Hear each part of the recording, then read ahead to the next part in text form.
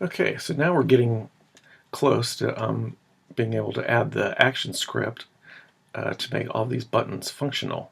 But before we do that, before we add any code, we're going to go into our properties and we're going to assign a name to these. So they're going to have instance names, and we want to change that. And we want to make sure they're named correctly. Make sure the spelling is right, because it will matter in the code. You don't want to have anything wrong in the code, or it can mess everything up. So let's click on the first one. So Gabel Lafel, and we're not going to have any spaces. So we'll do Gabel Lafel, and I'm looking at this to make sure my spelling is right, because luckily they have that there. And then I'm going to underscore BTN, which is sort of like a customary button name that we do for the code on the instances. And this is button, so that should be okay. And I'm going to go ahead and copy that underscore BTN just to add it. So now I'm going to go to my next one, and it's Gary, Gary, and then Gary with an I. And then I'm going to add my underscore BTN. And then the next one is Il Piatto, ILPIATTO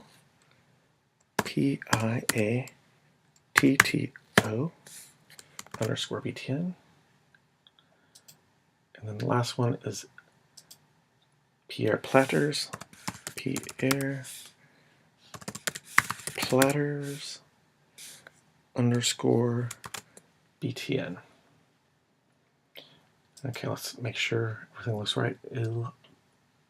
Il Piatto dot button, Gary with a Y, and then with an I, underscore BTN, and then Gabel Lafel underscore BTN. Okay. I think we got that there now. Got the underscores.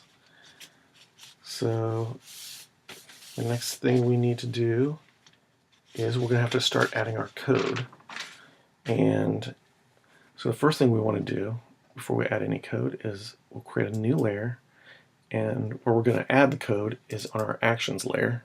This is also pretty customary to add actions as the name of your actions layer. And we're going to add about 50 frames on this. So let's go over to 50, right click, and insert frame. So we can see everything has content in it except for our actions, and that's the way it should be. So now we need to go into our actions to start writing code. So we're going to click on that first frame, and then you can see up here in this corner there's a little arrow, and that will bring us to our actions code. And there it pops up. Mine already has this, but if you don't have it, I like to use this as a toggle, so I'm going to click on the top bar and I'm going to drag it, and I'm putting it down in here. That way I can toggle back and forth. And the first code we want to add is a stop. That is because we're going to be telling our code to go to different sections on this. But the first thing we want to do is stay at the first frame once we open the movie. So what we want to do is add a stop. So the stop is the first thing that it will see, is it will know to stop and stay at that first frame. So we're going to click on the first frame and go into our actions, and we're going to write stop, parentheses left, parentheses right, and then a semicolon. And so in a semicolon, that will stop and end the frame, or in that code right there. That's the ending of the code. And these parentheses, that's our argument. That usually tells us where we want to go. You know, a lot of times we might put a frame number in there if we wanted to do something at a certain frame. Okay. Now the next line we want to write is we want to add an event handler for our buttons.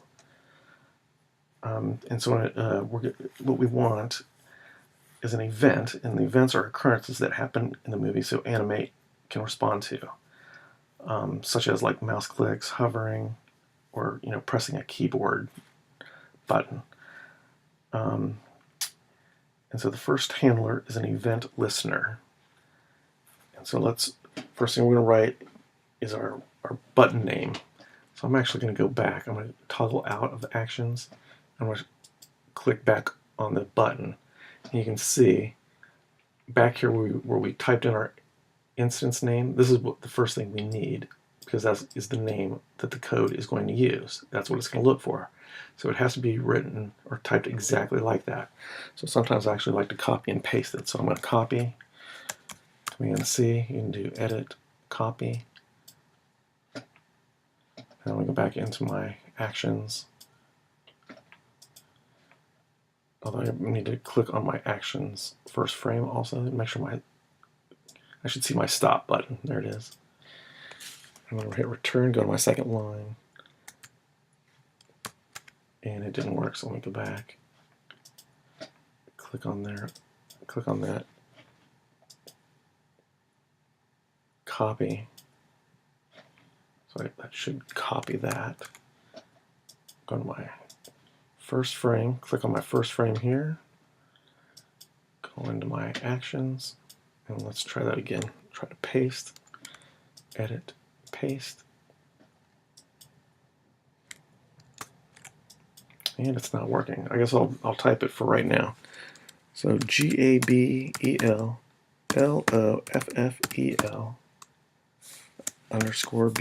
_BTN.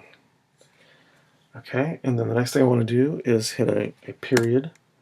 That's our dot operator, which will access or divide, and that is so we can access the method that's coming next. So we'll hit the dot, and then we're going to type in our method, and that is add, and then event listener, and capital E, VENT, LISTENER. And the E needs to be capitalized, and the L needs to be capitalized. And it has to be exact. And usually if it turns out blue, that usually means it worked. And then the next thing I need to do is my left parentheses, and we're going to do mouse, capital MOUSE,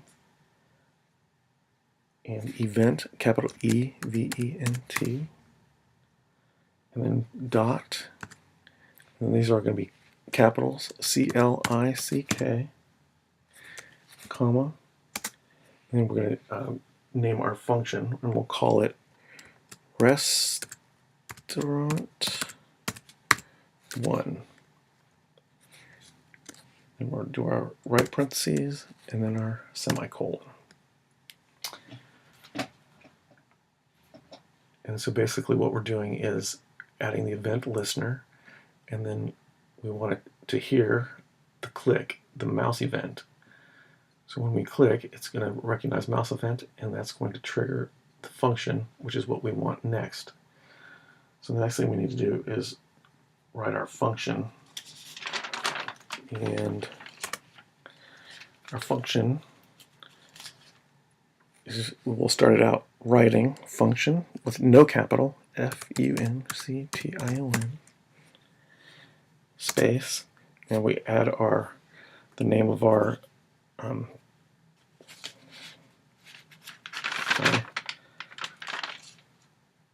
so we want the name of our function, which is restaurant1, RESTAURANT1, and then left parentheses, and then we want another event, no capital on this one, E-V-E-N-T, and colon, and then capital M-O-U-S-E, capital E-V-E-N-T, parentheses, another colon, and then void, V-O-I-D, and we want our left brace, and once we hit return for our second brace, it automatically, the right brace comes down and it gives you a little space in there, and that is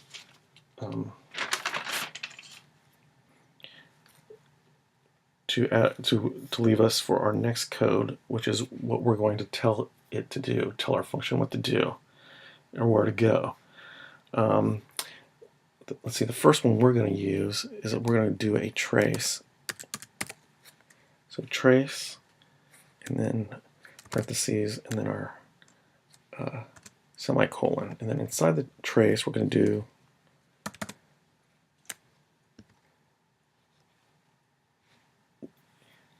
and this is going to give us a text for like a test. And so we can write something in there, and maybe we'll write something like button 1 test successful.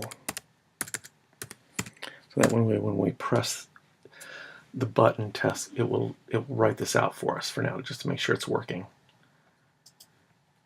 Okay, and maybe we'll try that out now. Let's go see if that might work. So this one's under control, test, and we'll hit our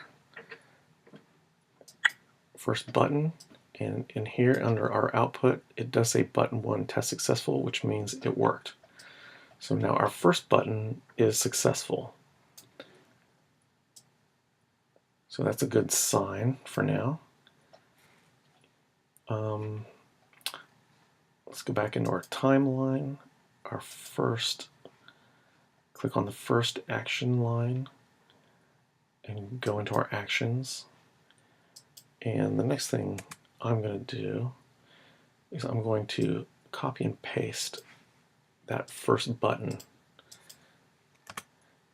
just the button code. So I'm going to hit Command C, Command V. So there's 1, 2, there's 3, 4. So now I have 4 buttons. Now I want each one of these to be named, which I couldn't seem to get it to work. Let me try it again to see if I can get those copied. So let me go out. Let me go into the Gary. I'm going to copy that. Let me go see if I can go into my code. And I want to go on top of where the second button will be. I want that to be Gary, and it worked that time. That way I know I have the exact same spelling. So let me try it again. Go into our third, the Il Piatto. I'm going to copy, Command C, first actions, frame, go into my actions, and this is my third button. I'm going to Command V, the Il Piatto button. If you want, you can type it all out. That's fine also. I want to go to my last button. I'm going to copy, select the first frame, right there, and I'm going to Command V. And that these all should be spelled correctly as according to how I spelled them in the instance panel there.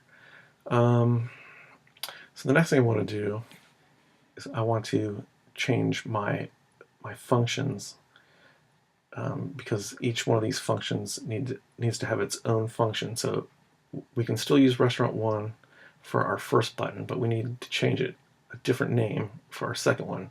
And we'll just change it by changing the number. We'll just call it Restaurant 2. And I'm going to, for my test, I'm going to change this to 2.